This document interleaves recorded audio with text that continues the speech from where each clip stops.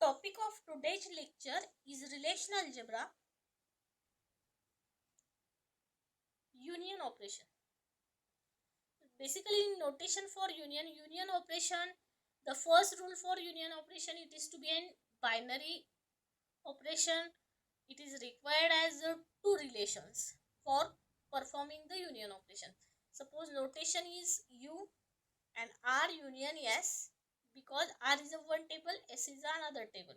So you have to perform the two tables for R union S. Define as R union S is equal to T, such that the tuples for T is belongs to R or T is belongs to S.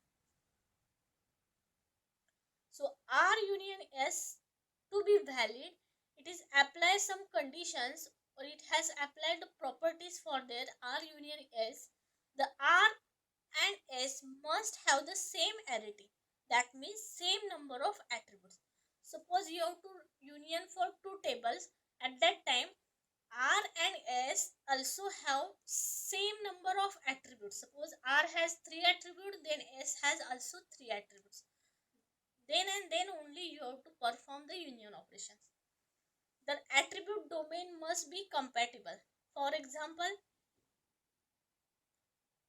attribute domain must be compatible means it is to be an one common column is present for that. That means suppose there will be number for one table, the same second table is also data type is number. Then and then only you have to union. Okay, so this is the must be domain compatible. That means second column of R deals with the same type of value does the second column of F. Same type of value means character and number is not combined. So this second column of R is number, then second column of S is also number. Then you have to use the union operation. For example, all customers with either an account or a loan. So you have to find out the customer name pi operation. It is also find out the customer name pi operation, and this is the depositor and borrower relationship. Then both are the domain same, that means character. So domain value for customer name is character, this domain value of customer name is character. So you have to apply the, so you have to find out the customer name from depositor and customer name from borrower, and that customer name you have to union, and then final result has been displayed.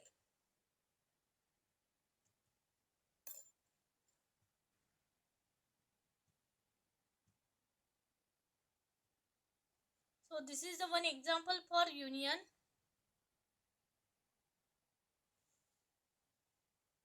The union operations for S1 and S2. So previously you have to check the union for S1 S2, both the relations in this table S1 and S2. Firstly, find out the properties for union. First property, both S1 and S2 have same attribute count. So attribute is 4 for S1, attribute is 4 for S2. So first property is satisfied. Second property for S1 and S2 is domain compatibility. So SID is same domain, S name same domain, rating same domain, age is also same domain. The domain is number and character is same. So you have to union for that SID 22, 31, 58. So union for that is 22, 31, 58, then 28, 44 and 51, 31 is common attribute. So it is to be union. Same that. So this is the resultant table. This is the resultant table 22, 31, 58, 44 and 28.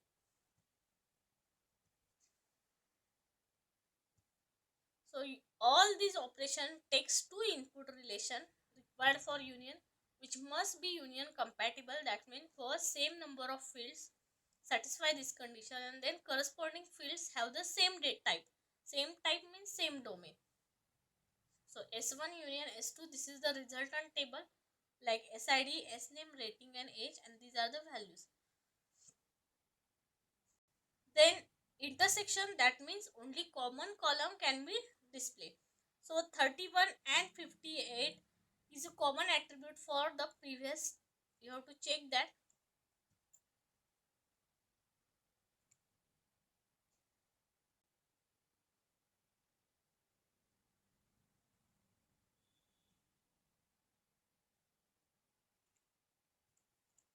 In this first example, you have to first check that which one is common. For intersection, there will be 31 neighbor 855, and this is the 58. These two rows for S1 and these two rows for S2 is the common. So intersection result for this only two records has been displayed.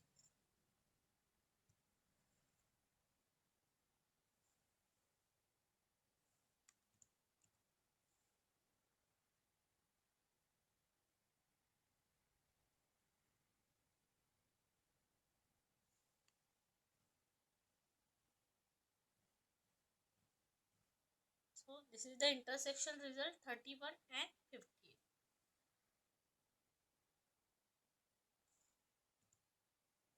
So this is the union operation example. Relation R and S, both tables have A and B attributes. R also one table, S also another. Same number of attributes like A and B, or same number of columns. And R union S, the resultant table is display for that is alpha 1 beta 2, alpha 1 alpha 2 beta 1 in previous record, and this is one alpha 2 beta 3. So union for this both the record is alpha 1 alpha 2 then beta 1. The common attribute is alpha 2 alpha 2, so you have to display only one time alpha 2, and then all the records has been displayed for union operations. So it is to be union compatible operation can be performed. Set difference operation. The notation is minus. R minus S is defined as T such that T is belongs to R and T is not belongs to S. Only tuples has been present in only R relation, but S relation is not present in that resultant set. So set difference must be taken between compatible relation. It is also compatible. R and S must have same arity. Same arity means same number of attributes. An attribute domain of R and S must be compatible. Also you have to domain is compatible, same domain type defined as. So R minus S, you have to previously you have to display this R minus S. What is the R minus S? That means you have to present in R but not present in S. Suppose S1 minus S2. This is the S1 minus S2. You have to check previous example S1 minus S2. Only present in S1, not in S2. So S2 मध्ये S2 has 31, 58. These both elements are present in S1. So this is to be minus for that. These two records is minus. So S2 is minus from S1. Then you have to only display the record for S1 is 22, Dustin 7, 45. This record is displayed. So all S2 records is removed from S1 table. Okay. So it is called as a minus.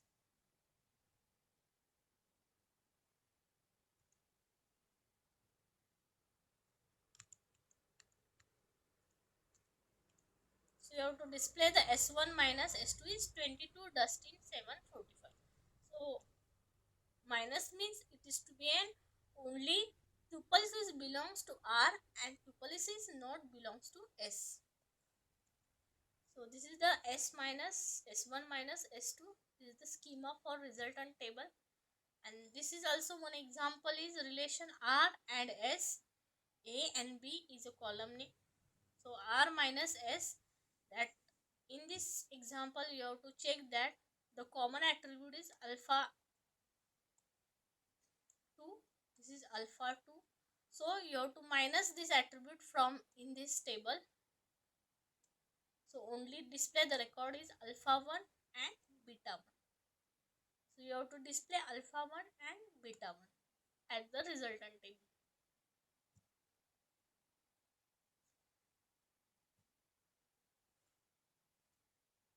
Next will be a Cartesian product operation.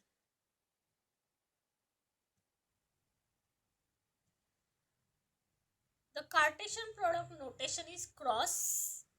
Then notation is R cross S. It is defined as R cross S is equal to TQ such that T is belongs to R and Q is belongs to S.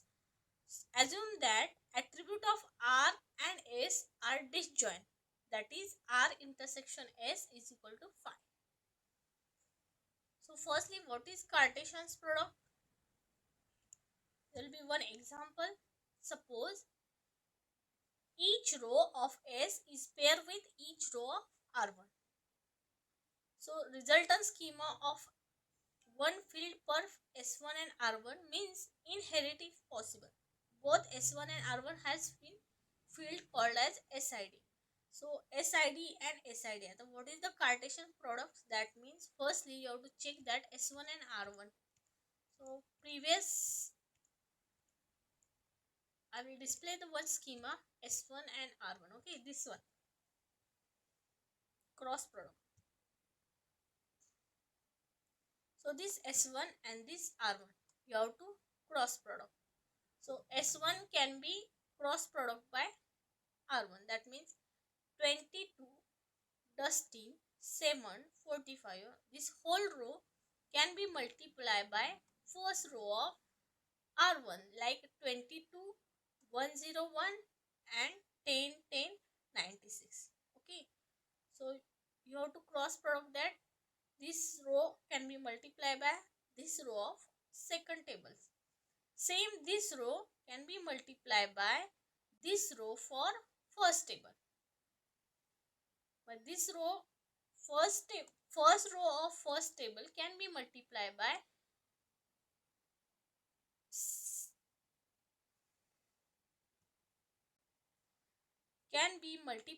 second table of second row also. So this is a multiplication. Then you have to display this result by